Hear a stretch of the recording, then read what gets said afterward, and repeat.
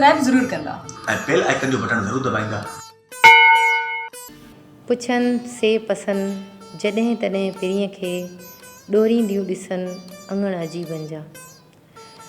शाह साईं जी शाइरी ते जेतिरो ॻाल्हाइजे उहो तमामु घटि आहे। संदन शाइरी नेचुरली हिकिड़ी भरपूर अंदाज़ सां ईअं त भरियल आहे जो इंसानु पढ़ियलु हुजे या अणपढ़ियलु सिधो हुन जी दिलि ते असरु करे थी।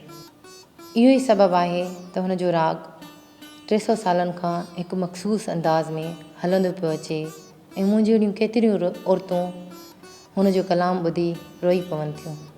हुन जे राग में कहिड़ी न ताक़त आहे, हुन जे लफ़्ज़नि में कहिड़ो न जादू आहे जो मूं जहिड़ी केतिरनि ई औरतुनि जो दिलनि जो तर्जुमान बणिजी वञे थो।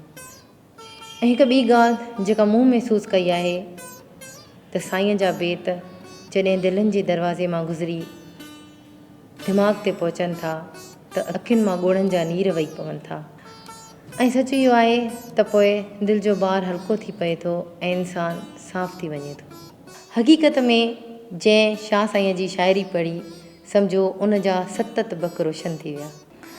हुन जा मुशाहिदा वधणु लॻनि था ऐं उनखे नवां नवां ख़्याल ऐं नवां नवां घस मिलनि था ऐं वॾी ॻाल्हि त उनखे ज़िंदगी गुज़ारण में आसानी मिले थी।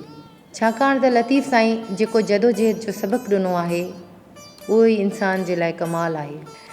इन करे मुंहिंजी नौजवान न्याणियुनि खे गुज़ारिश आहे त उहो लतीफ़ साईं खे पढ़नि।